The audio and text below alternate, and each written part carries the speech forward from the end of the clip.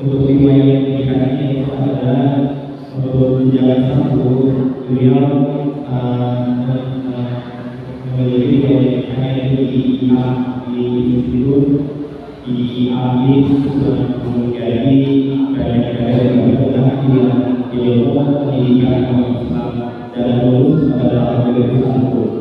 Dan untuk lima yang dikasih dan sebagainya adalah ini sangat menjadi yang berada di Bandung dengan bidang ilmu pendidikan Islam dengan tahun lulusnya yaitu pada tahun 2013. Untuk pengalaman penelitiannya yaitu adalah hampir pada masyarakat dulu sampai sipil praktek ekonomi kita dan tematik investasi kalau di kita masuk pengalaman beliau agar beberapa jadi alhamdulillah terhadap manusia ini yang diandalkan di dalam bidang kehidupan agama sebagai kehidupan atau kekayaan dan kedepan adalah kalau dibuka adalah cara pendidikan dan identifikasi mereka dalam memilih caranya sampai terhadap pada pemilu 2009. Untuk materi yang akan disampaikan untuk pada materi waktu dan tempat kami persilakan. Terima kasih kepada Assalamualaikum warahmatullahi wabarakatuh.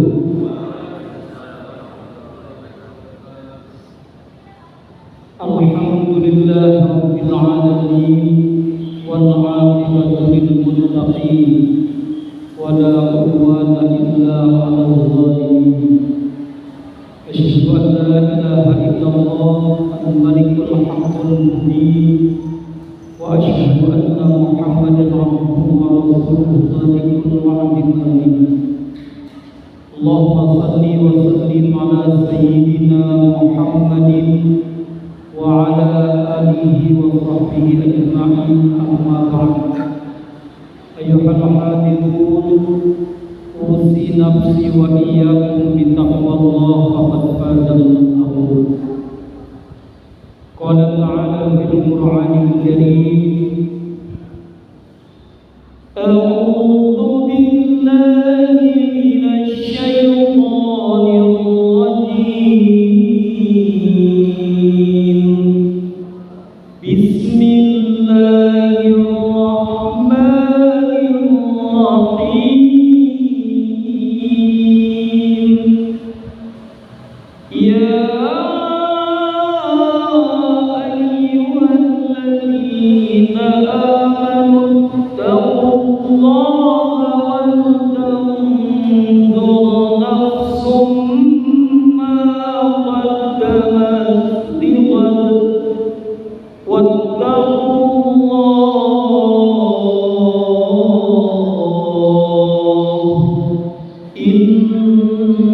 innallaha khabirun bima ta'malun. Al-ayat sadaqallahu azim. Saudara-saudaraku, shaimin dan shaimat yang dirahmati dan diberkahi Allah Subhanahu wa taala. Alhamdulillah atas izin Allah kita masih bisa berkumpul bersama di majelis yang mulia ini untuk bersama-sama mengikuti kemulan kajian bulan Ramadan. Mudah-mudahan kajian ini bisa membawa kita kepada kebaikan dan menjadikan kita umat terbaik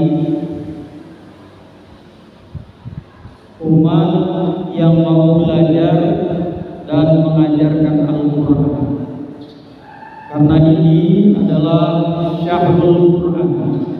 Ramadan itu mulia karena di bulan Ramadan inilah Allah menurunkan Al-Quran yang mulia. Malamnya disebut dengan malam kemuliaan.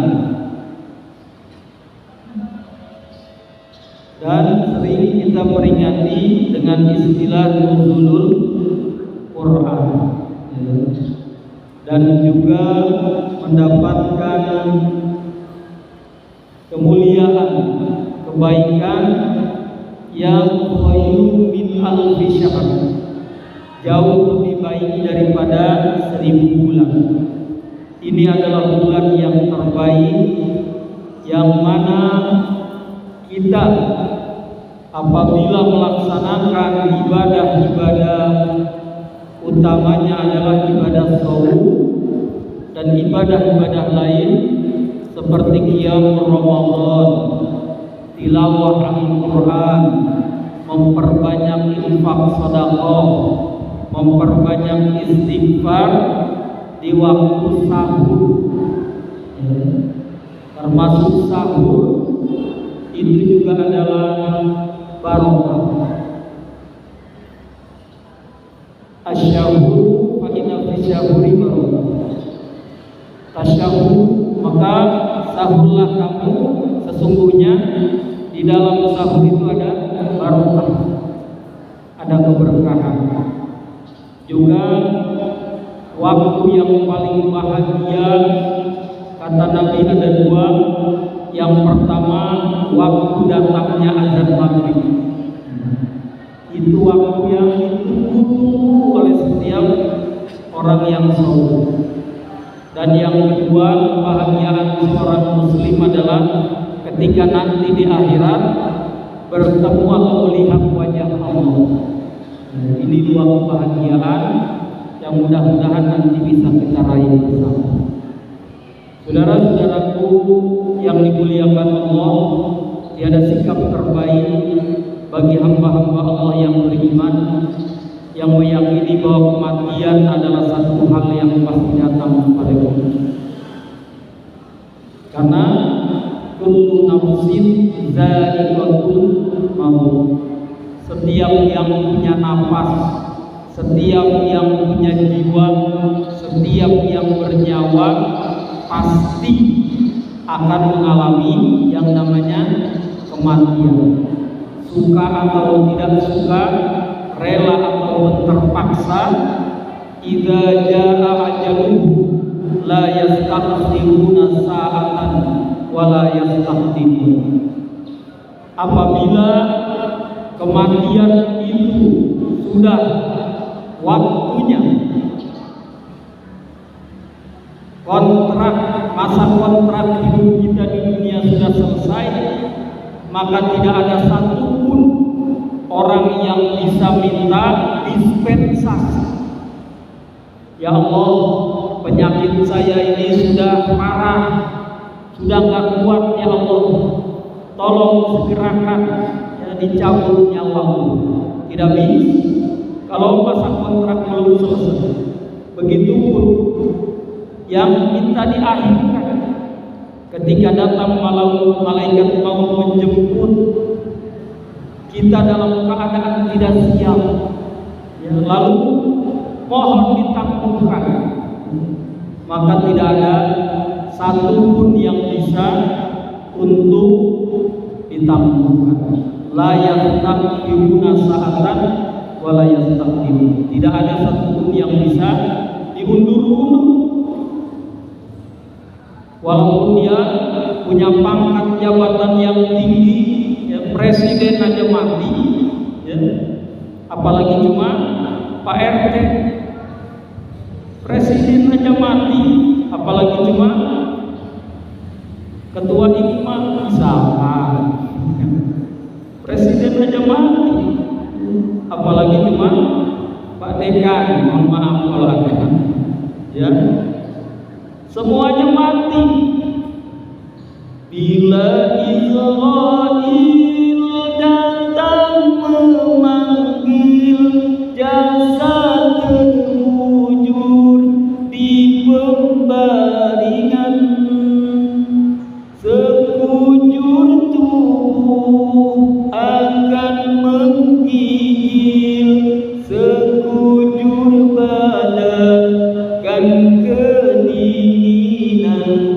tiada lagi gunanya harta, kawan karib atau saudara, tinggallah hanya amal dan takwa, itulah hanya pembela kita.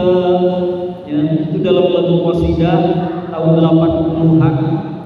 Ya, itu sudah dinyanyikan kalau nggak salah oleh Nasidaria Group gitu ya. Masih ada sekarang, sampai sekarang jejak rekamannya di YouTube masih ada.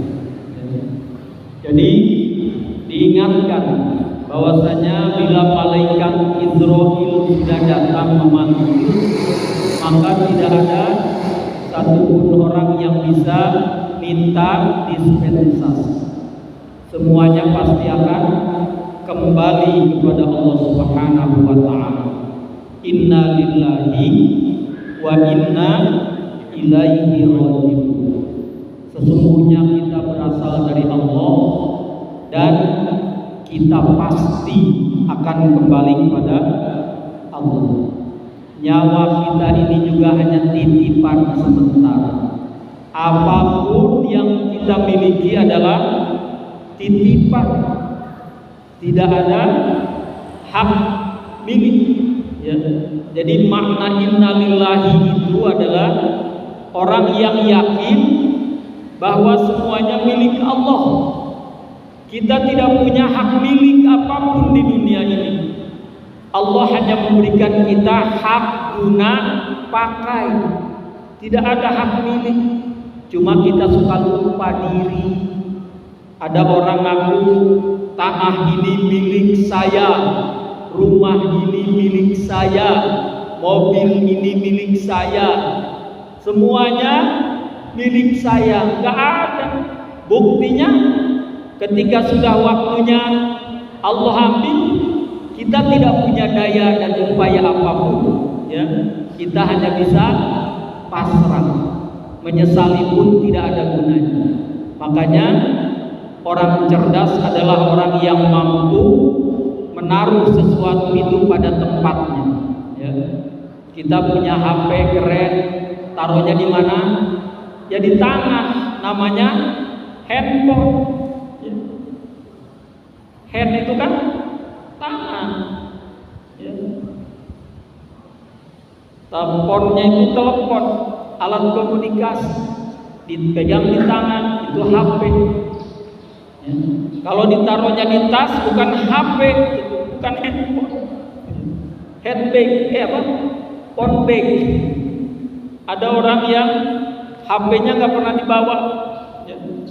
HP-nya kalau sampai ke kantor ditaruh di meja kantor. Ya. Ada yang nelpon, ada yang WA, dia nggak tahu. Ya. Itu namanya bukan HP. Ya.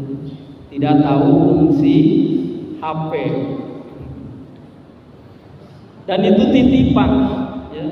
Paling ditaruh di kantong, ya. Jangan ditaruh di hati. Kalau nanti hilang, tidak sakit hati. Maka jangan taruh sesuatu itu di hati. Taruhlah di genggaman tangan. Ya. Apapun yang kita punya jangan pernah ditaruh di hati. Karena kalau hilang nanti sakit hati. Ya. Biarkan saja. HP rusak, laptop rusak. Ya. Alhamdulillah ya Allah. Berarti Engkau akan memberikan ganti yang lebih baik, yang lebih baru. Ya. Kan gitu, tinggal laporan aja sama yang ngasih beasiswa. Ya. Pak, Ma, laptop rusak. Sudah harus diganti yang baru. Insya Allah, ya, ada aja rezekinya. Termasuk saudara kuliah menuntut ilmu, tidak perlu khawatir, ya, tidak perlu khawatir. Mustahil Allah mewajibkan sesuatu tanpa ada rezekinya. Pasti ada rezekinya, ya, harus yakin. tidak ada satu makhluk melata pun di muka bumi ini kecuali di tangan Allah rizki. Allah yang jamin ya. Kita dalam kandungan aja nggak bisa ngapa-ngapain, ada rizkinya ya. Bahkan kalau kita khawatir tentang rizki, innalillahi, kita harus malu sama cacing. Saudara tahu kan cacing? Cacing itu nggak punya tangan, nggak punya kaki, nggak diberi akal, tapi tidak pernah ada cacing demo karena kelaparan. Ya, bongkar rumah cacing, tidak ada kulkas, artinya tidak ada persediaan untuk hari esok. Masa manusia Allah kasih tangan, kaki, akal, khawatir tentang rezeki? Yang penting kita mau bekerja, mau berusaha, insya Allah Allah sediakan rezekinya. Makanya bukan mencari rezeki, namanya menjemput rezeki. Karena setiap orang itu sudah ada rezekinya dari Allah ya. Saya yatim dari kelas 1 SMP ya. Tidak pernah terbayang bisa kuliah, tapi alhamdulillah Allah kasih jalan ya. Di mana ada kemauan, di situ ada jalan. Man jada wajad. Siapa yang punya keinginan pasti ada jalan ya. Saya masuk Madrasah Aliyah Al-Heriyah Rawa Harum ini dekat di situ tuh, ya, setelah tanjakan. Di situ saya bisa belajar ngaji, di situ saya bisa dapat ilmu, latihan, bisa ceramah kayak begini ini. Itu dulu karena ada latihan tiap 15 menit sebelum masuk sekolah. Itu ada simulasi ya, latihan untuk tampil bicara di depan orang banyak. Tadinya saya nggak bisa ya. Waktu SMP jadi seksi majalah dinding, suruh umumin ke kelas-kelas nggak berani ya. Ngegeter ya. Awal-awal naik ke atas panggung atau podium itu jadi meja guru itu jadi panggung, kursi itu jadi tangannya. Jadi bicara itu di atas meja, nggak boleh di bawah. Anggapnya itu panggung, ya. Waduh, pertama kali bicara itu air mata nggak kerasa, ya, mengucur karena takut, ya. Karena baru pertama kali. Nah ini perlu juga, ya.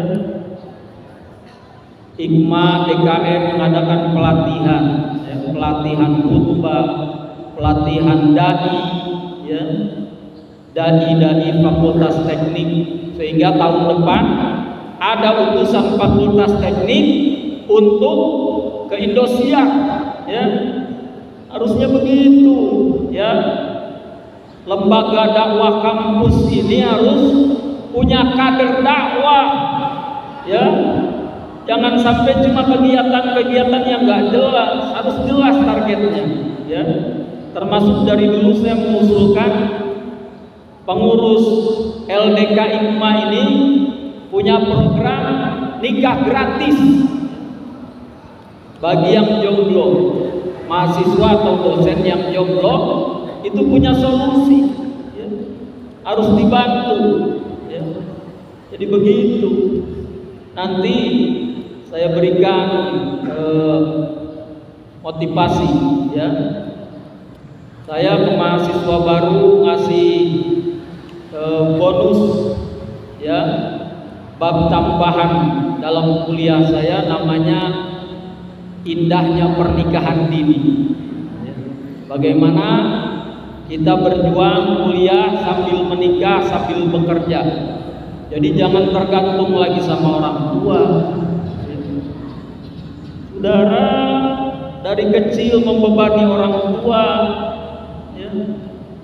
sampai sekarang harusnya saudara sudah mandiri. Ya, alhamdulillah. Saya waktu lulus aliyah itu tidak langsung kuliah. Ya. Saya ngajar madrasah diniyah selama 5 tahun. Saya lulus aliyah tahun 95, saya ke Bandung hijrah mencari pekerjaan susah, saya tinggal di masjid. Alhamdulillah di masjid jadi marbot, ya, jadi jamesport, jaga masjid dan kebun. Ya. Ada sedikit lahan ditanami ubi, ya. Kalau panen dibagi-bagi pada jamaah.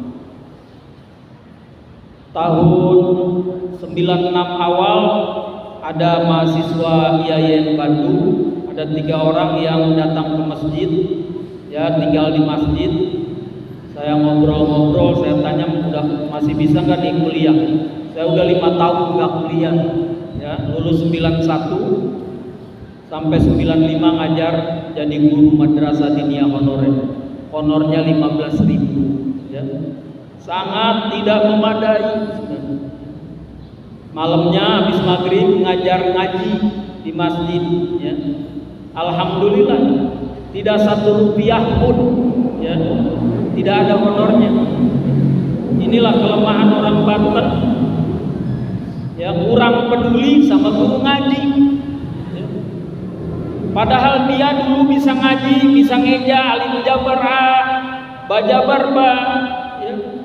Tak jabar ta, ya, rojeri, ropesru, ya, bariru, itu dulu metode Baghdadi dieja, ya. Mungkin zaman saudara sudah metode ikro, ya langsung. Makanya saudara nggak bisa kalau suruh ngeja, ya. Bisa nggak itu ngeja Bismillah? Nggak bisa karena dulu nggak belajar. Dan yang ngurusin kalau mati itu ustadz-ustadz kampung, ya. Nggak mungkin ustadz-ustadz artis, ya. Walaupun saudara punya saudara misalkan ustadz solmen, ya. Tetap aja kalau saudara mati yang ngurus ustadz yang ada di kampung saudara, ya. Tapi sampai hari ini jarang orang yang peduli kepada guru ngaji di kampung, ya. Makanya saya tiap Ramadan alhamdulillah mengumpulkan paket, ya, Ramadan barokah untuk guru-guru ngaji, guru-guru madrasah, ya, yang ada di sekitar Cilegon dan Serang, ya.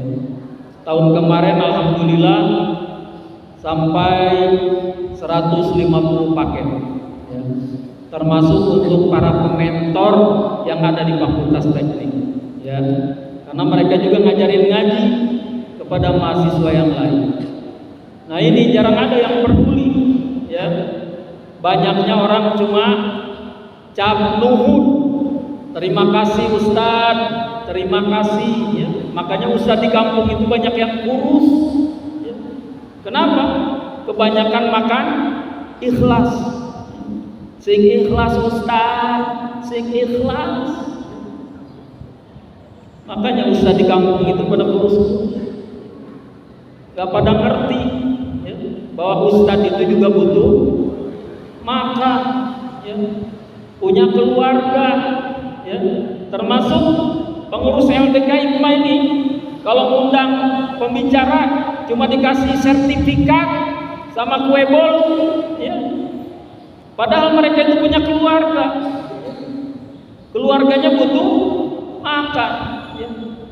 Pas pulang ustadznya sampai rumah ditanya sama anaknya, Abi bawa apa?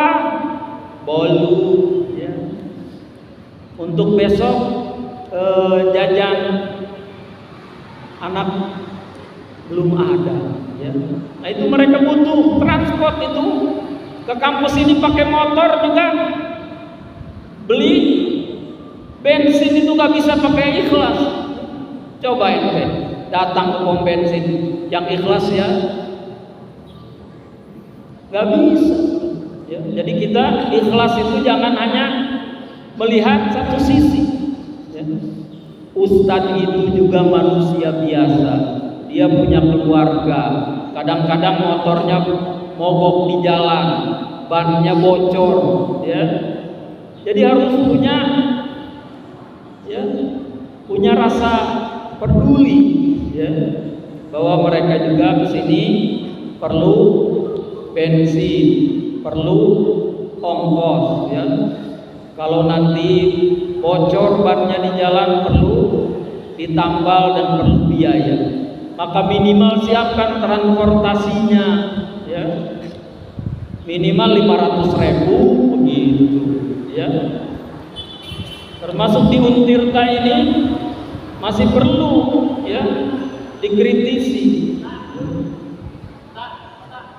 Di kampung itu transport hotik sudah 500.000. Di Untirta dari dulu sampai sekarang 250.000, setengahnya. Padahal masjidnya mewah. Nah, ini perlu kepedulian dan kepekaan yang lebih tinggi. Ramadan ini mengajarkan kita untuk menjadi orang yang memiliki kepekaan dan kepedulian sosial yang tinggi. Ya, terutama kepada guru-guru ngaji kita di kampung, ya. Saudara harus ingat, ya. Masih ingat nggak guru ngajinya di kampung? Ada berapa orang guru ngaji saudara? Dari kecil sampai SMA? Apa itu aja? Ya. Beda-beda. Setiap tahun minimal dikasih, ya. Kasih. Ya, sirop mah, ya. Itu jarang yang peduli. Jadi Al-Baqarah ayat 268 kalau nggak salah, itu Allah mengingatkan agar kita peduli kepada orang-orang yang berjuang di jalan Allah dan mereka tidak pernah meminta-minta kepada manusia karena menjaga harga dirinya. Orang mengira mereka itu kaya, padahal mereka itu miskin. Ya. Nah, ini banyak yang luput dari pengurus zakat. Ya.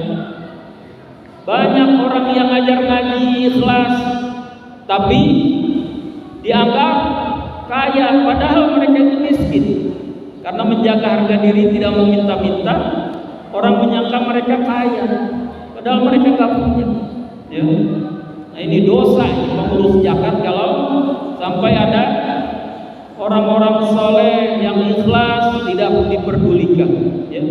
Malah yang dapat zakat itu janda, anak yatim. Nggak ada asnafnya dalam Quran itu janda sama anak yatim, ya.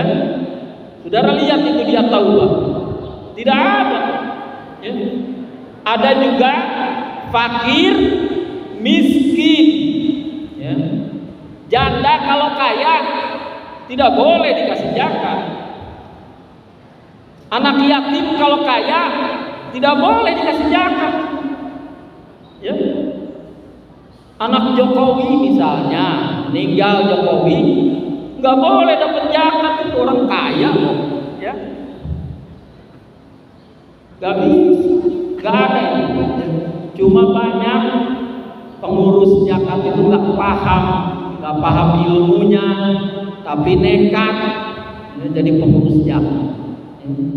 Banyak orang yang tidak berhak malah dikasih. Katanya Gorimin punya utang. Hampir semua PNS di Indonesia itu punya utang ke bank, ya. Tapi bukan Gorimin itu kategori, karena mampu dipotong dari gaji. Jadi Gorimin itu orang yang berhutang di jalan Allah, ya. Kemudian musafir itu juga harus jelas, ya.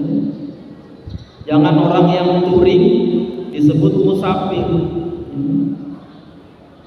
Iya, ada orang yang suka tur tuh, ya. Bekalnya sudah banyak, ya. Jadi harus kembali dikaji.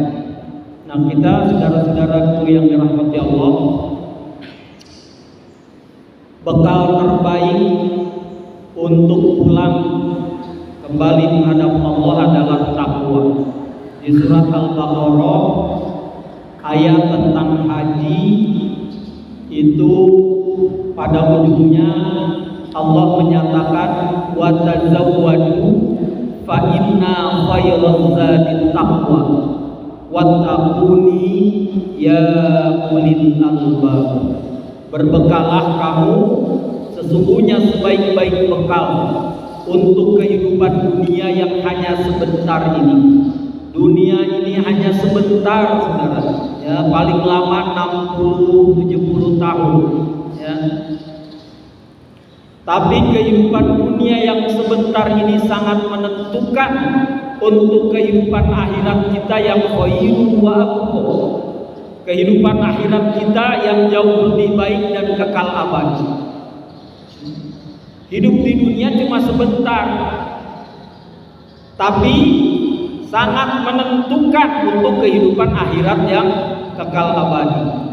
Maka kita harus punya bekal. Bekal terbaik itu adalah takwa kepada Allah. Takwa itu adalah al-imtithalul awamiri wajtinabu binawahi. Melakukan apapun yang Allah perintahkan kepada kita dan meninggalkan apapun yang dilarang oleh Allah Subhanahu wa taala. Dengan kata lain, itu adalah amal sholih. Ibadah amal sholih yang dikerjakan dengan penuh keikhlasan, penuh keimanan dan ketakwaan, maka itulah bekal terbaik kita. Di bulan Ramadan ini bahkan Allah lipat gandakan segala amal soleh yang kita lakukan. Apapun, sholat kita dilipat gandakan sampai 70 kali lipat dari bulan yang lain. Istighfar kita harus diperbanyak di bulan Ramadan, karena Ramadan ini adalah bulan maghfirah, bulan ampunan Allah. Makanya di dalam Al-Quran dikatakan ciri orang takwa itu wabil ashari hum yastaghfiru, dan di waktu-waktu sahur mereka banyak beristighfar, bertaubat, mohon ampun kepada Allah. Jadi saudara, waktu sahur itu jangan ngobrol, sambil makan itu perbanyak istighfar. Baik astagfirullahaladzim, bisa istighfarnya Nabi Adam, Rabbana zalamna anfusana wa illam taghfir lana wa tarhamna lanakunanna minal khasirin. Bisa istighfarnya Nabi Yunus, la ilaha illa anta subhanaka inni kuntu minadh dhalimin. Bisa istighfar Nabi yang mulia Muhammad sallallahu alaihi wasallam, sayyidul istighfar, Allahumma anta rabbi la ilaha illa anta khalaqtani wa ana abdu wa ana ala ahdik wa wa'dika mastata'tu a'udzubika min syarri ma sana'tu abu'u laka bi ni'matika 'alayya wa abu'u bi dzambi faghfirli fa innahu la yaghfiru dzunuba illa anta. Ya. Jadi orang Arab itu kalau bulan Ramadan mereka banyak cuti, ya. Tiap sore jam 5 sampai menunggu maghrib mereka banyak istighfar di dalam masjid, ya. Di masjid, ya. Sambil tunggu datangnya waktu maghrib, atau kajian-kajian yang menambah keimanan, ya, dan ketakwaan. Jadi itu yang pertama, perbanyak istighfar di bulan Ramadan ini, ya. Kenapa? Istighfar kita itu tidak hanya membuat dosa-dosa kita dihapus dan digugurkan oleh Allah, tapi Allah juga menjanjikan melalui lisan nabinya, siapa yang banyak beristighfar kepada Allah, maka yaj'allahu makhraja, Allah akan memberikan kepadanya solusi. jalan keluar yang mudah dari kesulitan hidupnya. Ya. Jadi orang yang banyak istighfar itu Allah berikan kemudahan ya, dari masalah-masalah ujian hidup ini. Ya. Makanya orang yang banyak istighfar itu hidupnya nggak stres, nggak banyak beban, karena Allah tolong. Wa yarzuqhu, dan Allah akan memberikan kepadanya rezeki dari arah yang tidak pernah dia duga. Wa yarzuqhu min haitsu la yahtasib, dari arah yang tidak pernah kita perhitungkan. Itu janji Allah kepada orang yang banyak beristighfar. Itu ibadah mudah, ya kan? Daripada main game, ya, daripada main kartu. Banyak yang Ramadan ini dipakai untuk hal-hal yang tidak berguna. Ya. Makanya kata Nabi, sungguh celaka orang yang datang bulan Ramadan kepadanya, tetapi selesai Ramadan berlalu dia tidak mendapatkan ampunan Allah Subhanahu wa taala. Itu orang yang paling celaka. Jadi istighfar aja gak mau. Yang kedua, perbanyak tilawah Al-Quran. Karena tadi saya katakan di pembukaan, Ramadan itu syahrul Quran. Al-Baqarah ayat 165. Syahrul Ramadan alladzi unzila fihi al-Qur'an hudan lin-nas wa bayyinatin minal huda wal furqan. Bulan Ramadan, bulan pertama kali diturunkannya Al-Quran sebagai hudan, petunjuk, pedoman hidup bagi seluruh manusia. Lalu Allah sertai dengan bayyinah, bayan, penjelasan, ya, tafsir dari ayat dengan ayat. Ya. Jadi dalam Al-Quran itu ada tafsir, ya, tafsir ayat untuk menjelaskan ayat sebelumnya. Jadi intisari Al-Quran adalah Al-Fatihah. Intisari Al-Fatihah itu adalah ayat Bismillah. Jadi orang kalau belajar Al-Fatihah secara mendalam, maka dia sudah belajar satu Al-Quran.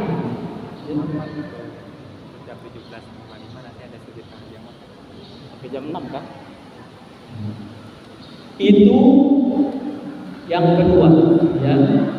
Wal Furqan, dan Quran itu berisi pembeda antara yang hak dan yang batin. Yang ketiga, perbanyak saum, tentu saja, ya. Saum adalah ibadah yang wajib di bulan Ramadan. Hanya saja saum kita harus sesuai dengan contoh baginda Nabi yang mulia. Saum itu adalah mengendalikan hawa nafsu. Jadi itu fungsi saum adalah untuk mengendalikan hawa nafsu. Karena nafsu ini kalau tidak dikendalikan akan membuat kita menjadi budak hawa nafsu. Makanya dalam Al-Quran Allah katakan, manusia itu tidak ada yang ateis, tidak ada yang tidak bertuhan. Tetapi kebanyakan manusia di muka bumi ini ilahahu hawahu. Kata Allah, banyak orang hidup di dunia ini mempertuhankan hawa nafsunya. Oleh karena itu perlu saum untuk mengendalikan hawa nafsu kita. Baik nafsu urusan perut, urusan makan minum, maupun urusan bawah perut, nafsu kebinatangan, urusan nafsu seksual. Maka kata Nabi, wahai pemuda, bila kamu sudah mampu untuk nikah, maka nikah. Kalau nggak mampu, saum, puasa. Ya, karena itu satu-satunya yang bisa mengendalikan nafsu seksual, ya. Saum. Dan kata Nabi, sumu tasiru, saumlah kamu karena kamu pasti sehat. Jadi saum itu membuat hidup kita sehat, ya. Kalau ada orang banyak penyakitnya berarti jarang saum. Iya begitu.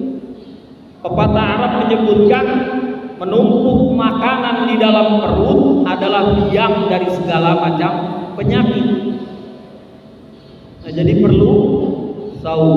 Bahkan penemuan ahli kesehatan dari Eropa, Amerika mengatakan dengan berpuasa sebulan 8 kali, maka sel kanker akan mati. Itu dilakukan oleh Nabi. Saum Senin Kemis sebulan berapa?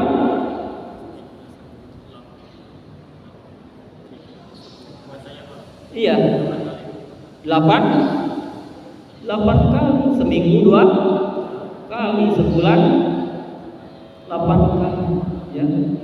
Jadi apa yang diajarkan dan dicontohkan Nabi itu sudah benar. Saumlah kamu akan sehat. Maka rumus saum Nabi itu akhiri untuk apa?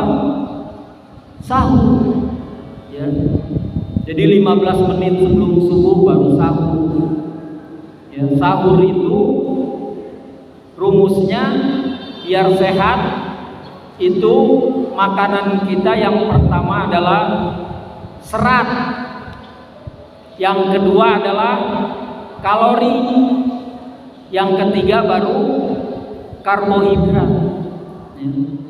Jadi makan itu rumusnya begitu. Jangan karbo dulu, ya.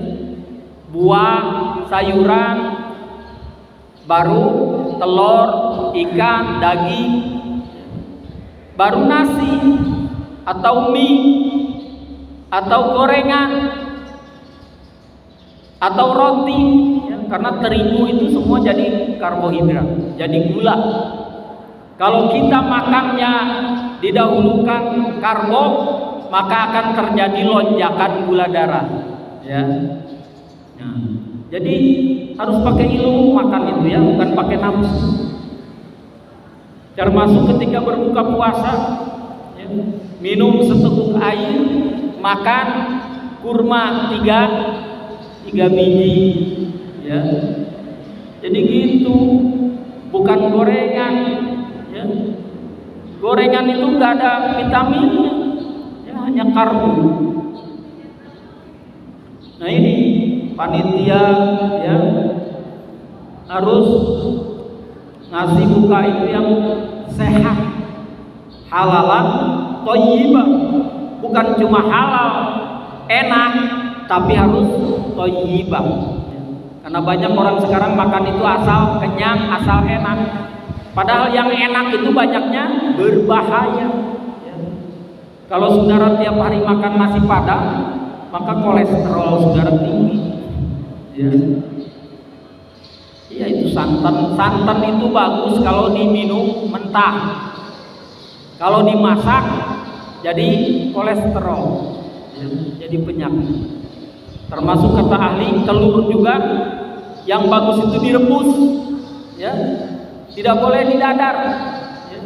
Karena nanti di dalam tubuh agak susah dipecah, ya. Itu rumus kimianya, ya. Itu banyak hal-hal yang kita nggak tahu, ya. Kita makan yang penting kenyang, yang penting enak, ya. Apapun makanannya, minumnya teh botol sosro dingin, udah, ya.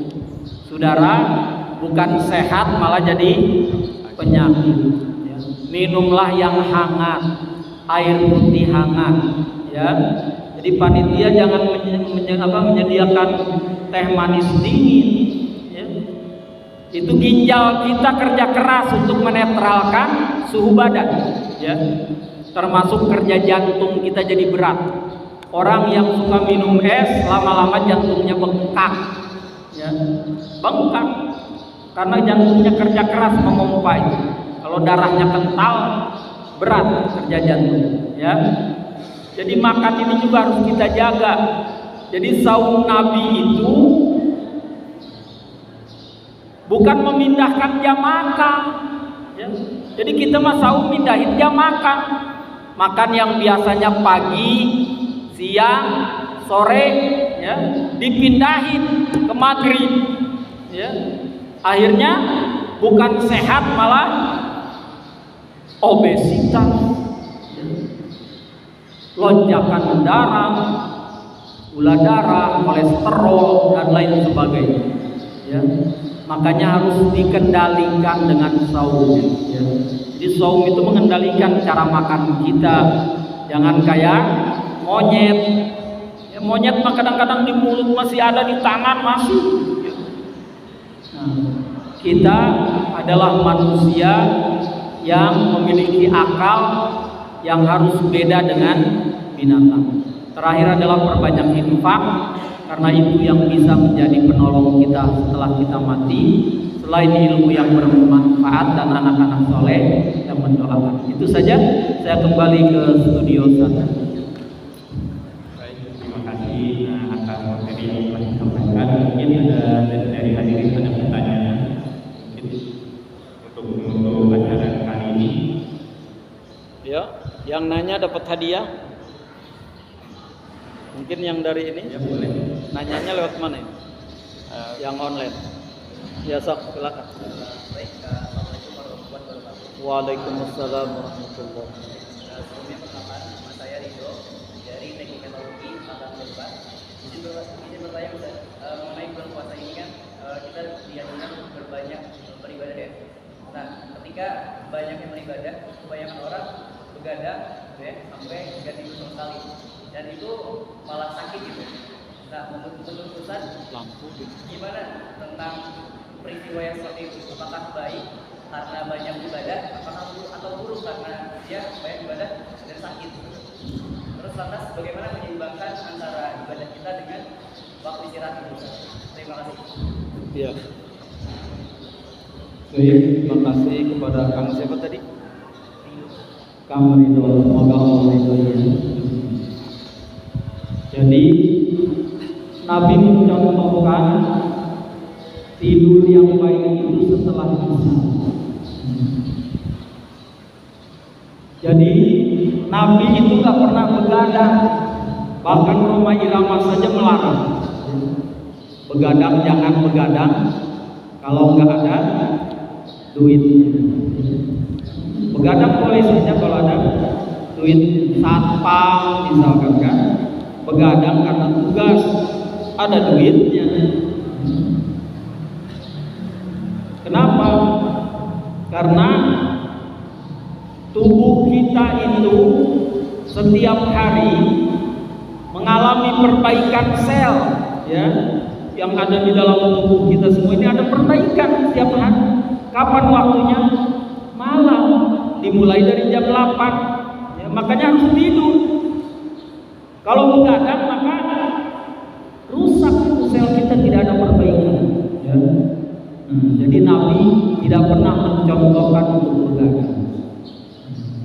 Jadi kebiasaan Nabi itu adalah tidur setelah isya, bangun setengah 12, ya, 3 jam setengah beliau tidur, lalu tahajud selama 3 jam setengah. Makanya kakinya sampai bengkak, 3 jam setengah. Kata Siti Aisyah radhiyallahu anha, Nabi tidak pernah sholat baik di Ramadan maupun di luar Ramadan kecuali 11 rakaat. Tapi 11 rakaatnya sholat tahajud Nabi itu 3 jam setengah gitu. Jadi Nabi pernah keluar di bulan Ramadan untuk sholat itu hanya 2 malam saja. Jadi di zaman Nabi orang sholat qiyam Ramadan itu 11 rakaat. Hanya saja 1 rakaatnya itu 100, ayat. Itu ukurannya gitu loh ya. Di zaman Umar bin Khattab sahabat sudah pada tua, makanya Umar bin Khattab beristihad ya. Jangan 100 ayat, 50 ayat saja satu rakaatnya. Makanya sholatnya jadi 22 rakaat ditutup witir 1, maka jadi 23 rakaat. Jadi sholat tarawih artinya sholat santai, bukan sholat ngebut ya. Banyak orang sholat nggak pakai ilmu. Sholat tarawih 11 rakaat, satu rakaatnya 1 ayat. Gimana mau dapat pahala yang luar biasa? Jadi sholat tarawih itu hitungan pahalanya adalah ayat Quran yang dibaca. Jadi gitu. Semakin cepat sholatnya semakin gak jelas. Apa yang dicari? Sholat itu ibadah. Ibadah itu harus khusyuk, harus tumanina. Jadi kata Nabi, ketika kita bangun dari ruku itu harus diam dulu sampai tulang-tulang kita itu kembali ke tempatnya. Tidak boleh sami Allah, Allahu Akbar, sami Allahu liman hamidah, dijawab oleh makmum Rabbana lakal hamdu mil'us samawati wa mil'ul ardi wa mil'u ma syi'ta min sayyin ba'du, atau Rabbana walakal hamdu hamdan katsiran thayyiban mubarakan fi mubarakan alaihi kama yuhibbu rabbuna wa yarda ya. Itu doa ya yang malaikat rebutan untuk mencatatnya ya. Doa bangun dari ruku. Jadi cari pahala terbaik ibadah itu ya. Bukan nyari cepat. Termasuk baca Quran. Baca Quran itu harus tajwidnya benar, fasohah makhorijul hurufnya harus benar. Bagaimana tahu benar? Belajar sama yang punya sanad sampai kepada Nabi ya. Belajar kepada syekh ya, yang punya sanad nyambung ke Nabi ya. Jangan cuma cukup sama guru ngaji di kampung ya. Saya dulu kata guru ngaji saya di kampung, hadada ya habisar ya. Ternyata begitu belajar dari yang ahlinya nggak ada huruf dada. Huruf itu paling tinggi itu sampai tenggorokan ya. Huruf khalqi tenggorokan, nggak ada huruf dada.